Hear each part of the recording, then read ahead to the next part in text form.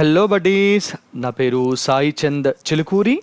Welcome to mains academy, మన academy. So మన యొక్క MCT series, most important current topics సిరీస్ని స్టార్ట్ చేసే ముందు మనందరికీ కూడాను తన యొక్క పాటలతోటి ఆనందాన్ని కలగచేసి ఎంతో మధురమైనటువంటి అనుభూతుల్ని మిగిల్చినటువంటి శ్రీపతి పండితారాధ్యుల బాలసుబ్రహ్మణ్యం గారు నిన్న పరమపదించడం జరిగింది. వారి యొక్క ఆత్మకి శాంతి చేకూరాలని మనస్ఫూర్తిగా మన మైన్స్ అకాడమీ తరపున కోరుకుంటూ వారికి అంజలి ఘటిస్తున్నాము. ఓకే, సో మన యొక్క ఎంసీటీ సిరీస్ని ఇప్పుడు కంటిన్యూ చేసేద్దాం. ఫస్ట్ టాపిక్ చూసుకుంటే బీమ్స్. ఏంటి బీమ్స్ అంటే sorry so international coastal cleanup day అనేటువంటి ఒక డే సందర్భంగా ఏంటది, ఇంటర్నేషనల్ కోస్టల్ తీరంను, మన సముద్ర తీరం ఉంటుంది కదా, సో ఇక అంతర్జాతీయ సముద్ర తీరం యొక్క దీన్ని పరిశుభ్రతపరిచేటువంటి రోజు సందర్భంగా కేంద్ర పర్యావరణ మంత్రి అయినటువంటి ప్రకాష్ జవడేకర్ గారు మాట్లాడుతూ మన ఇండియా నుంచి 8 బీచ్లు 8 beaches blue flag international eco లేబల్కి బీమ్స్ అనేటువంటి మన ఓన్ ట్యాగ్ లైన్ తోటి నామినేట్ అవ్వడం జరిగిందని, సో ఇది మన దేశంలో తీసుకుంటున్నటువంటి బీచ్ల యొక్క సంరక్షణ అండ్ పర్యావరణ అనుకూల నిర్ణయాలకు తీసుకుంటున్నటువంటి ఒక గౌరవ సూచకంగా వారు పేర్కొనడం జరిగిందనమాట. అంటే ఈ యొక్క బ్లూ ఫ్లాగ్ ఇంటర్నేషనల్ ఈకో లేబల్కి మన యొక్క బీచెస్ నామినేట్ కావడం అనేటువంటిది, షార్ట్ లిస్ట్ అవ్వడం అనేటువంటిదే ఒక గౌరవంగా వారు చెప్తున్నారనమాట. ఎందుకంత స్పెషాలిటీ సార్, మరి ఏవి బీచెస్ వీటికి నామినేట్ అయ్యాయి చూసుకుంటే, ఫస్ట్ ఆఫ్ ఆల్ అసలు బీమ్స్ అంటే ఏందో చూద్దాం. సారీ అండి.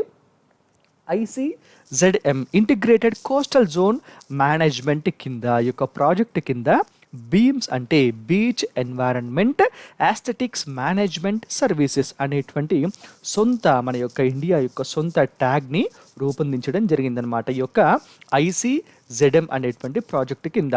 సో ఈ యొక్క బీమ్స్ అనేటువంటి పేరు కింద 8 బీచెస్ నామినేట్ కావడం జరిగింది బ్లూ ఫ్లాగ్ ఇంటర్నేషనల్ ఈకో లేబల్కి. అవి ఏమిటి అంటే శివరాజ్పూర్, గుజరాత్లో ఉన్నటువంటి శివరాజ్పూర్ బీచ్, తర్వాత Daman and Diu, so UT అయినటువంటి డామన్ అండ్ డయ్యూలో ఉన్నటువంటి ఘోగ్లా అనేటువంటి బీచ్, తర్వాత కర్ణాటకలో ఉన్నటువంటి కాసర్గోడ్ అండ్ పడుబిద్రి అనేటువంటి బీచెస్, కేరళలో ఉన్నటువంటి కప్పడ్ అనేటువంటి బీచ్, అండ్ మన ఆంధ్రప్రదేశ్లో ఉన్నటువంటి ఋషికొండ బీచ్ కూడా ఈ యొక్క షార్ట్ లిస్ట్ అయినటువంటి బీచెస్లో ఉండడం జరిగిందనమాట. అండ్ ఒడిస్సా నుంచి golden beach, Andaman and Nicobar దీవుల నుంచి రాధానగర్ బీచ్. సో ఈ యొక్క 8 బీచెస్ ఈ యొక్క బ్లూ ఫ్లాగ్ ఇంటర్నేషనల్ ఈకో లేబుల్కి నామినేట్ కావడం జరిగింది. సో ఈ యొక్క ఈకో లేబుల్ అనేటువంటి ఒక ప్రత్యేక గుర్తింపు ఉన్నటువంటిది అనమాట. సో ఈ యొక్క గుర్తింపు ద్వారా ఏంటి బెనిఫిట్ ఏంటి అంటే, ఈ యొక్క బ్లూ ఫ్లాగ్ సంస్థ యొక్క సర్టిఫికేషన్ ఈకో లేబుల్ పొందినటువంటి బీచ్లు ప్రపంచంలోనే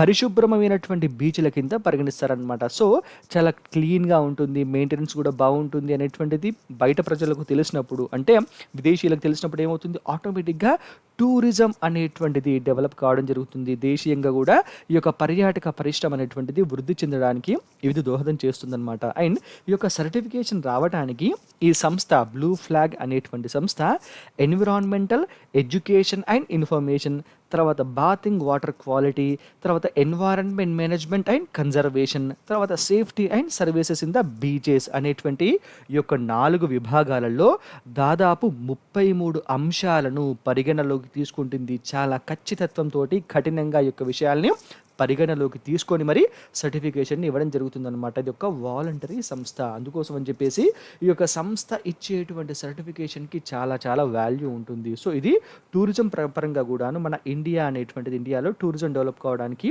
ఒక మంచి కీలకంగా దోహదంగా పరిణమించేటువంటి అవకాశం కూడా ఉంటుందన్నమాట. సో ఇది ఎవరు ఇష్యూ చేస్తున్నారు, blue flag international eco label. యాక్చువల్గా ఇంకా మనకు సర్టిఫికేషన్ రాలేదు, వీటికి nominate అయ్యాయన్నమాట.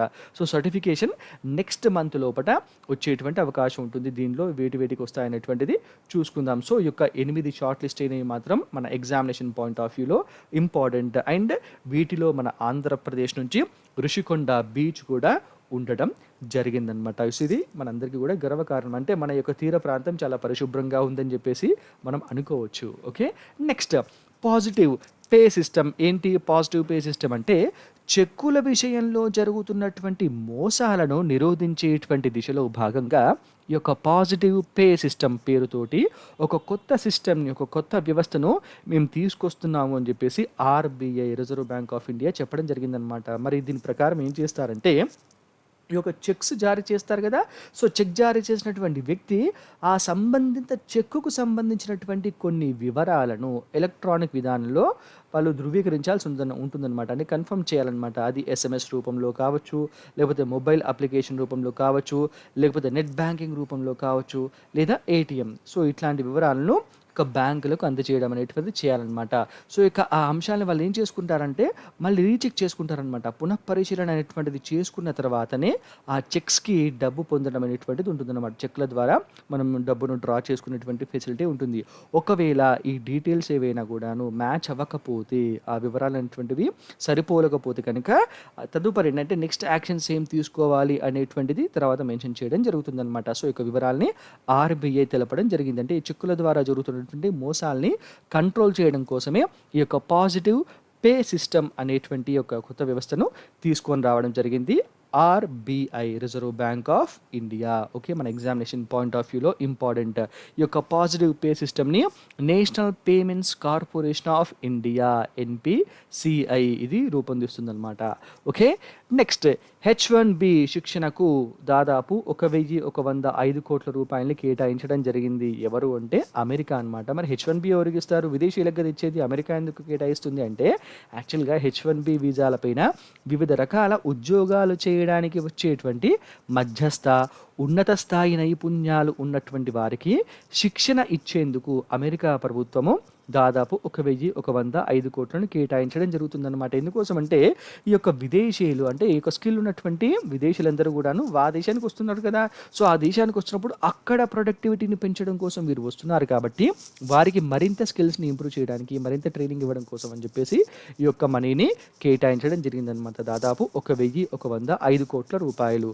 And IT, cyber security, advance manufacturing, రవాణా. సో, ఇక 4 రంగాలలో హెచ్1బి వీసా హోల్డర్లు ఎక్కువగా ఉండడం అనేటువంటిది జరుగుతుందన్నమాట. మన ఇండియా నుంచి చాలామంది భారతీయులు ఈ యొక్క H1B వీసా పైన వెళ్తుంటారు కాబట్టి ఇది ఖచ్చితంగా ఇండియన్స్‌కి బెనిఫిట్ అయ్యేటువంటి అవకాశం ఉంటుందన్నమాట ఈ యొక్క ట్రైనింగ్ ద్వారా. సో, మన ఎగ్జామినేషన్ పాయింట్ ఆఫ్ వ్యూలో ఇంపార్టెంట్. అండ్ మెయిన్లీ అక్కడ ఉన్నటువంటి ఎన్ఆర్ఐస్‌ని కూడా అట్రాక్ట్ చేయడం కోసమే ట్రంప్ ఈ విధమైనటువంటి నిర్ణయం కూడా తీసుకోవడం జరిగింది. ఎందుకోసం అంటే నెక్స్ట్ ఎలక్షన్స్ ఉన్నాయి కదా, యూఎస్ ప్రెసిడెంట్ ఎలక్షన్స్. సో, అందుకోసంలో భాగంగా ఈ యొక్క H1B ట్రైనింగ్‌కి కూడా ఈ మనీని కేటాయించినట్టుగా చెబుతున్నారనమాట ఎక్స్పర్ట్స్. చూద్దాం, కానీ మనకైతే బెనిఫిట్ అయ్యేది. నెక్స్ట్ ఆధునిక రైలు. సో, మోడర్న్ ట్రైన్ రాబోతుందనమాట. ఎక్కడ, ఎందుకు, ఏమిటి, ఎలా అంటే మన ప్రధానమంత్రి గారు ప్రకటించినటువంటి ఆత్మనిర్భర్ భారత్ అభియాన్‌లో ఒకటైనటువంటి మౌలిక సదుపాయాల యొక్క కల్పన, ఇన్‌ఫ్రాస్ట్రక్చర్ డెవలప్‌మెంట్ అనమాట. సో, ఇక మౌలిక సదుపాయాల యొక్క కల్పన అండ్ మేక్ ఇన్ ఇండియా భారత్‌లో తయారైనటువంటి ప్రోగ్రామ్‌లో భాగంగా మన ఇండియాలో తొలిసారి regional rapid transit system. So, transit system అనేటువంటి RRTS-1 అనేటువంటిది దాని భాగంగా యొక్క ఫస్ట్ ఫేజ్ కింద గంటకు దాదాపు 180 కిలోమీటర్ల వేగంతో నడిచేటువంటి ఆధునిక ట్రైన్స్‌ని ఢిల్లీ, మీరట్ల మధ్య ఎన్సీఆర్టీసీ ప్రవేశపెట్టడం అనేటువంటిది జరుగుతుందన్నమాట. సో, ఇక ప్రాజెక్టుకి ఇప్పుడు పట్టాలు ఎక్కబోతుంది. సో, ఎన్సీఆర్టీసీ అంటే ఏమిటి అంటే national capital region transport corporation. So, ఇది మెట్రో రైల్ కంటే 3 రెట్ల వేగంతో ప్రయాణిస్తుందన్నమాట. ఈ యొక్క మోడర్న్ ట్రైన్ ఇక్కడ ఉంది చూసారు కదా, ఇది ఆ ట్రైన్ అనమాట. సో, దీన్ని ఢిల్లీలో ఉన్నటువంటి లోటస్ టెంపుల్ యొక్క నమూనా ఆధారంగా దీని యొక్క ఇంజన్ భాగంని తయారు చేయడం జరిగిందనమాట. సో, ఇక ట్రైన్ని ఎక్కడ అంటే గుజరాత్లోని బంబార్డియన్ ట్రైన్ ఈ యొక్క రైల్ ప్లాంట్లో ఈ యొక్క ట్రైన్ని తయారు చేస్తున్నారు. సో, దీన్ని 2025 లోపల పూర్తి చేసి ఈ యొక్క కారిడార్ ద్వారా దాదాపు ప్రతిరోజు 8 లక్షల మంది ప్రయాణికులు ప్రయాణించేటువంటి అవకాశం ఉందని చెప్పేసి అంచనా వేస్తున్నారు. సో, దీన్ని ఎప్పుడు 2025 వరకు కంప్లీట్ చేయాలని చెప్పేసి టార్గెట్ పెట్టుకున్నారనమాట. మేబీ అంతకంటే ముందే కంప్లీట్ చేయడానికి ప్రయత్నాలు చేస్తున్నారు, కానీ మాక్సిమం 2025 వరకు టార్గెట్ అనమాట. సో, దీన్ని ఎప్పుడు అసలు అమల్లోకి తీసుకొని రావాలని చెప్పేసి ప్లాన్ చేశారు, ఎప్పుడు దీని గురించి ఫస్ట్ ఆలోచించారు అంటే 2005 సంవత్సరంలో ప్లానింగ్ కమిషన్ పట్టణాభివృద్ధి శాఖ కింద ఒక టాస్క్ ఫోర్స్ని ఏర్పాటు చేయడం జరిగిందనమాట. ఈ టాస్క్ ఫోర్స్ ఏంటంటే ఒక రిపోర్ట్ ఇచ్చింది. ఈ రిపోర్ట్ ప్రకారము నేషనల్ క్యాపిటల్ రీజన్ ఉందిగా ఢిల్లీ, ఎన్సీఆర్. ఈ యొక్క ఢిల్లీకి, ఎన్సీఆర్కి మల్టీ మోడల్ ట్రాన్సిట్ సిస్టమ్ అనేటువంటి దాన్ని ఏర్పాటు చేయాలి అని చెప్పేసి ఈ యొక్క టాస్క్ ఫోర్స్ సిఫార్సు చేయడం జరిగిందనమాట. సో దీంట్లో భాగంగా integrated transport plan for NCR 2032 అనేటువంటి ఒక విషయాన్ని ప్రతిపాదించడం కూడా జరిగింది.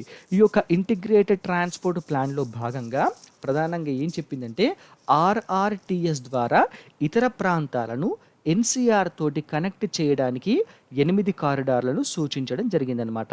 RRTS regional rapid transit system అనేటువంటి ఈ యొక్క సిస్టమ్ ద్వారా 8 కారిడార్లను ఏర్పాటు చేసి ఈ యొక్క ఎన్సీఆర్ తోటి వాటిని కనెక్ట్ చేయాలి మిగతా ప్రాంతాలని చెప్పేసి సూచించడం జరిగింది. దీనిలో అత్యంత ప్రాధాన్యం ఉన్నటువంటి కారిడార్లుగా ఢిల్లీ మీరట్, ఢిల్లీ పానిపట్ అండ్ ఢిల్లీ అల్వార్ యొక్క మూడింటిని సూచించడం జరిగిందనమాట. సో దానిలో ఫస్ట్ ఫేజ్ కింద ఈ యొక్క ఢిల్లీ మీరట్ అనేటువంటి ఈ కారిడార్ని డెవలప్ చేస్తున్నారనమాట. దీన్ని 2025 వరకు ఫినిష్ చేయాలని చెప్పేసి టార్గెట్ పెట్టుకున్నారు. సో ఈ యొక్క ఆర్ఆర్టీఎస్ అంటే ఏంటి అంటే రీజనల్ రైల్ ట్రాన్సిస్ట్ సిస్టమ్ అనేటువంటిది సంప్రదాయ రైలు ప్రయాణాలకు భిన్నంగా ఉంటుందన్నమాట. అంటే భిన్నంగా అంటే ఏ విధంగా అంటే అత్యధిక ప్రయాణికుల యొక్క సామర్థ్యంతో, అంటే ఎక్కువ మంది ప్యాసింజర్స్ ఎక్కవచ్చు అండ్ అత్యంత వేగంతో తక్కువ స్టాప్స్ ఉంటాయన్నమాట. డెస్టినేషన్కి అంటే మనం స్టార్టింగ్ పాయింట్ నుంచి డెస్టినేషన్కి మధ్యలో చాలా తక్కువ స్టాప్స్ ఉంటాయి. సో తక్కువ స్టాప్స్ తోటి ఆధునిక సదుపాయాలను తక్కువ ధరలో కల్పించేటి వ్యవస్థనే ఈ యొక్క ఆర్ఆర్టీఎస్ అనమాట. సో మనకు కావాల్సినటువంటి ఇప్పుడు ఫర్ ఎగ్జాంపుల్ చిన్న ఆధునిక సదుపాయాలు అంటే ఫర్ ఎగ్జాంపుల్ వైఫై కావచ్చు, మంచి లగ్జరీస్గా ఉండేటువంటి సీటింగ్ కెపాసిటీ కావచ్చు అండ్ కంఫర్టబుల్గా ఉండేటువంటి లోపల ఉన్నటువంటి సదుపాయాలు కావచ్చు. సో ఇట్లాంటివి అనమాట. ఈ యొక్క ఆధునిక సదుపాయాలని చాలా తక్కువ ధరలోనే కల్పించేటువంటి వ్యవస్థనే ఈ యొక్క ఆర్ఆర్టీఎస్ అనమాట. మరి ఎన్సీఆర్టీసీ అంటే ఏంటి? National capital region transport corporation. మనం ఇంతకుముందు చెప్పుకున్నాం కదా. ఇది ఈ యొక్క ఎన్సీఆర్టీసీ అనేటువంటిది కేంద్ర ప్రభుత్వము, తర్వాత NCT Delhi national capital region Delhi, ఈ తర్వాత హర్యానా, ఉత్తరప్రదేశ్, రాజస్థాన్ వీటన్నింటితో కలిపి ఏర్పడ్డటువంటి ఒక జాయింట్ వెంచర్ అనమాట. ఒక ఉమ్మడి సంస్థ ఇది. దీనిలో కేంద్ర ప్రభుత్వానికి అత్యధికంగా 50% వాటా అనేటువంటిది ఉంది. మిగతా అన్నిటికీ ఎన్సిటీ ఢిల్లీ, తర్వాత Haryana state government, Uttar Pradesh state government, Rajasthan వీటన్నిటి కూడాను 12.5% చొప్పున వాటా ఉండడం అనేది జరిగింది ఈ యొక్క ఎన్సీఆర్టీసీలో. సో ఈ యొక్క సంస్థ ఏం చేస్తుందంటే ఆర్ఆర్టీఎస్ యొక్క డిజైనింగ్, దాని యొక్క కన్స్ట్రక్షన్, దాని ఫైనాన్సింగ్, దీని యొక్క ఆపరేషన్ అండ్ దీని యొక్క మెయింటెనెన్స్ ఇవంతా కూడా కంప్లీట్ బాధ్యత ఎన్సీఆర్టీసీ యొక్క నిర్వహణలోనే జరుగుతుందనమాట. సో ఇది చాలా చాలా కీ రోల్. ఈ యొక్క ఎన్సీఆర్టీసీ దేని కింద పనిచేస్తుంది అంటే ministry of housing and urban affairs, government of India కేంద్ర ప్రభుత్వంలో ఉన్నటువంటి ministry of housing and urban affairs యొక్క నియంత్రణలో ఈ యొక్క ఎన్సీఆర్టీసీ పనిచేయడం అనేటువంటిది జరుగుతుంది. ఎగ్జామినేషన్ పాయింట్ ఆఫ్ వ్యూలో చాలా చాలా ఇంపార్టెంట్. ఇక్కడ మనల్ని కన్ఫ్యూజ్ చేసేటువంటి అవకాశం ఉంటుందన్నమాట. అంటే ట్రైన్కి సంబంధించినటువంటి విషయం కాబట్టి మేబీ రైల్వే డిపార్ట్మెంట్ కింద ఉంటుందేమో, రైల్వే మినిస్ట్రీ కింద ఉంటుందేమో అనేటువంటి మనల్ని కన్ఫ్యూజ్ చేసే విధంగా క్వశ్చన్ వచ్చే అవకాశం ఉంటుంది. కాబట్టి చూసుకోండి, mainly ministry of housing and urban affairs కింద ఈ యొక్క ఎన్సీఆర్టీసీని రెగ్యులేట్ చేస్తూ ఉంటారనమాట. మరి దీనివల్ల బెనిఫిట్స్ ఏంటి, దీనివల్ల ఉపయోగాలు ఏంటి చూసుకుంటే ఇది మధ్యతరగతి ప్రయాణికులు భరించగలిగేటువంటి ధరల్లోనే ఉంటూ అధిక వేగంతో తక్కువ స్టాప్స్ తోటి ఎక్కువ దూరం ఉన్నటువంటి గమ్యస్థానాలకు చేర్చడం అనేటువంటి జరుగుతుందన్నమాట ఈ యొక్క ఆర్ఆర్టీఎస్ ద్వారా. సో మధ్యతరగతి మిడిల్ క్లాస్ పీపుల్ ఈజీగా దీన్ని బేర్ చేయగలుగుతారనమాట ఈ యొక్క టికెట్ కాస్ట్ని. సో తక్కువ ధరతోటే మంచి ఆధునికమైనటువంటి సదుపాయాలని అనుభవిస్తూనే అధిక వేగంతో తక్కువ స్టాప్స్ తోటి ఈజీగా ఎక్కువ డిస్టెన్స్ని ట్రావెల్ చేయడానికి ఉపయోగపడుతుంది. అండ్ ఈ యొక్క ఆర్ఆర్టీఎస్ కారిడార్ కనుక అభివృద్ధి కావడం వల్ల ఈ కారిడార్కి అనుసంధానమై ఉన్నటువంటి ప్రాంతాలు ఉంటాయి కదా, సో ఇవన్నీ కూడాను చాలా వేగంగా అండ్ ఆర్థికంగా అభివృద్ధి చెందడానికి కూడా అవకాశం ఉంటుంది. అండ్ కొత్త మార్కెట్లు ఏర్పడతాయన్నమాట. సో కొత్త మార్కెట్స్ స్టార్ట్ కావడం జరుగుతుంది. అండ్ రవాణా సదుపాయం కూడా దీనికి తోడ్పాటు అనేటువంటిది అందిస్తూ వస్తుంది. అండ్ తక్కువ సమయంలో అత్యధిక ప్రయాణికుల్ని తీసుకెళ్లేటువంటి సామర్థ్యం ఉండడంతో రోడ్డు ట్రాన్స్పోర్ట్ పైన కూడా ఒత్తిడి అనేటువంటిది తగ్గుతుంది. ఇది పర్యావరణ కాలుష్యాన్ని తగ్గించడానికి కూడా దోహదపడుతుందనమాట. అంతే కదా! సో, ఎప్పుడైతే మనకు ఈ యొక్క రోడ్ ట్రాన్స్‌పోర్టేషన్ అనేటువంటిది తగ్గిందనుకోండి, ఆటోమేటిక్‌గా కార్బన్ ఎమిషన్స్ అనేటువంటివి తక్కువ స్థాయిలో విడుదలవుతాయి. పర్యావరణ పరంగా కూడా అనుకూలంగా ఉంటుందన్నమాట. సో, ఈ విధంగా బెనిఫిట్స్ అనేటువంటివి ఉన్నాయి అని చెప్పేసేసి తెలుస్తుంది. అండ్ మన ఎగ్జామినేషన్ పాయింట్ ఆఫ్ వ్యూలో మాత్రం ఇది చాలా చాలా ఇంపార్టెంట్. అయితే ఈ యొక్క ఎన్‌సీఆర్‌టీసీ దీని యొక్క కన్‌స్ట్రక్షన్ కోసం, దీని యొక్క నిర్మాణం కోసము ఆసియా అభివృద్ధి బ్యాంకు నుంచి దాదాపు 3,750 కోట్ల రుణంగా తీసుకోవడం జరిగిందనమాట. సో, ఇక ఎన్‌సీఆర్‌టీసీ మోడర్న్ ట్రైన్ టెక్నాలజీ కోసము, మోడర్న్ ట్రైన్‌ని మన ఇండియాలో ఆర్ఆర్‌టీఎస్ ద్వారా ఇక్కడ ఢిల్లీ, మీరట్ల మధ్య ఫస్ట్ ఫేజ్‌లో నిర్మించబోతుందనమాట. దీన్ని 2025 వరకు కంప్లీట్ చేయాలని చెప్పేసి టార్గెట్‌గా పెట్టుకున్నారు. అంతకంటే ముందే పూర్తి చేస్తామని చెప్పేసి అంటున్నారు. బట్ మన ఎగ్జామినేషన్ పాయింట్ ఆఫ్ వ్యూలో మాత్రం చాలా చాలా ఇంపార్టెంట్, చూసుకోండి. Next INS, Indian news paper society, దీని యొక్క అధ్యక్షుడిగా ఆదిమూలం గారు ఎన్నిక కావడం జరిగిందనమాట. ఆదిమూలం గారు. ఓకే. సో, దేశంలోని పత్రికలు అండ్ వారపత్రికలు, మాసపత్రికలు ఉంటాయి కదా, సో వీటన్నిటికీ సంబంధించినటువంటి ఉన్నతమైనటువంటి సంస్థగా INS, Indian news paper society వ్యవహరించడం జరుగుతుందనమాట. సో, ఆదిమూలం గారు తమిళ పత్రిక అయినటువంటి దినమలార్ అనేటువంటి పత్రికకు వీరు సంపాదకులుగా ఉన్నారనమాట. ఓకే.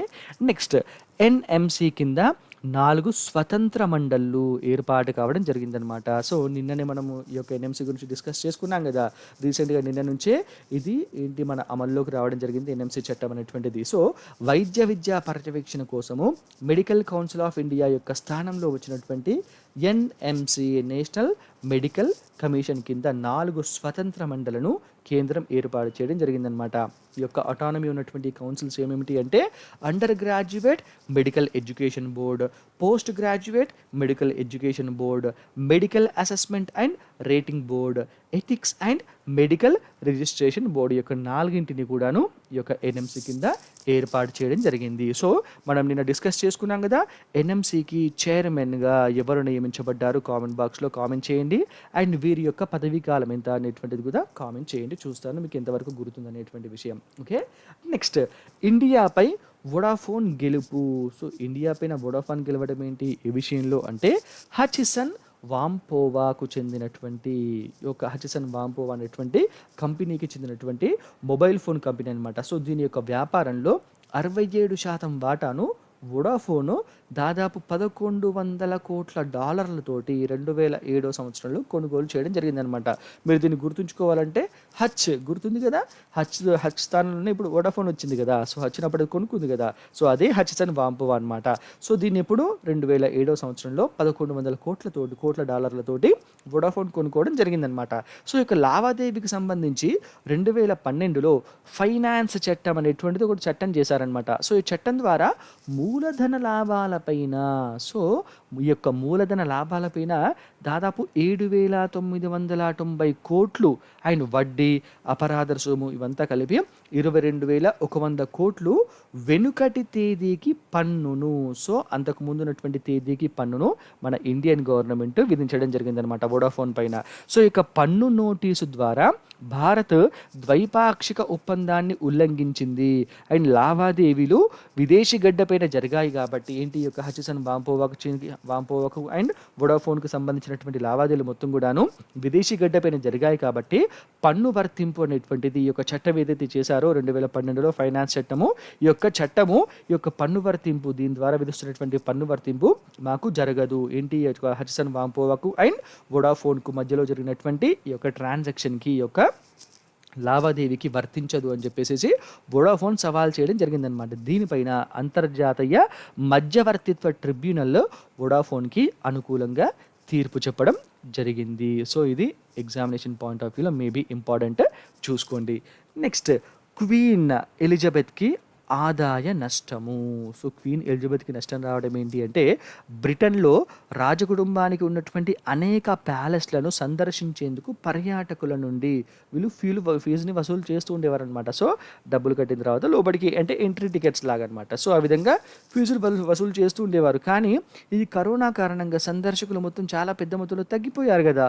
సో దాంతో ఈ యొక్క ఎలిజబెత్ కుటుంబానికి దాదాపుగా 35 మిలియన్ పౌండ్లు అంటే $45 మిలియన్ మిలియన్ అమెరికన్ డాలర్ల ఆదాయం అనేటువంటిది నష్టపోవడం జరుగుతుంది అని చెప్పేసి ఈ యొక్క రాజకుటుంబం యొక్క మేనేజర్ అయినటువంటి మైఖేల్ స్టీవెన్స్ వీరు తెలపడం అనేటువంటిది జరిగిందనమాట. ఇంకోటి ఇక్కడ షాకింగ్ విషయం ఏంటి అంటే బంకింగ్హామ్ ప్యాలెస్ ఉంది కదా, సో మన క్వీన్ ఎలిజబెత్ వీరు నివసించేటువంటి ప్యాలెస్, ఈ యొక్క బంకింగ్హామ్ ప్యాలెస్లో ఇప్పటికే ఉన్నటువంటి సిబ్బంది ఉన్నారు కదా, సో ఆ సిబ్బందికి జీతాలు కూడా ఇవ్వడం లేదట. సో వాళ్ళ దగ్గర డబ్బులు లేక ఆ విషయాన్ని ఈ యొక్క మేనేజర్ చెప్పడం అనేటువంటిది జరిగింది. సో ఇవి ఈ రోజటి ఎంసీటీ సిరీస్లో ఉన్నటువంటి మోస్ట్ ఇంపార్టెంట్ కరెంట్ టాపిక్స్ మన ఎగ్జామినేషన్ పాయింట్ ఆఫ్ వ్యూలో. మీకు ఈ యొక్క ఎంసీటీ ఈ పీడిఎఫ్ ఫైల్స్ కావాలనుకుంటే, కరెంట్ అఫైర్స్ యొక్క పీడిఎఫ్ ఫైల్స్ కావాలనుకుంటే మీరు మైండ్స్ అకాడమీ యాప్ని మన ప్లే స్టోర్ నుంచి ఇన్స్టాల్ చేసి పెట్టుకోండి మీ యొక్క మొబైల్ ఫోన్లో. అండ్ మన మైండ్స్ అకాడమీకి టెలిగ్రామ్ ఛానల్ కూడా ఉంది. ఈ టెలిగ్రామ్ ఛానల్లో కూడా ఈ పీడిఎఫ్ ఫైల్స్ని అప్లోడ్ చేస్తూ ఉంటారు, కాబట్టి మీరు దానిలో కూడా మెంబర్ అవ్వండి. అండ్ మీరు చూస్తున్నటువంటి YouTube channel minds academy YouTube channel, మీరు దీన్ని సబ్స్క్రైబ్ చేసుకోండి. ఇందులో పెట్టేటువంటి వీడియోస్ని రెగ్యులర్గా ఫాలో అవుతూ నోట్స్ని ప్రిపేర్ చేసుకోండి. ఎగ్జామ్లో మంచి మార్కులు సాధించి ఉన్నతమైనటువంటి జాబ్ని మీరు పొందాలని మైండ్స్ అకాడమీ తరపున మేమందరం కూడా కోరుకుంటున్నాం. All the very best. Thank you so much.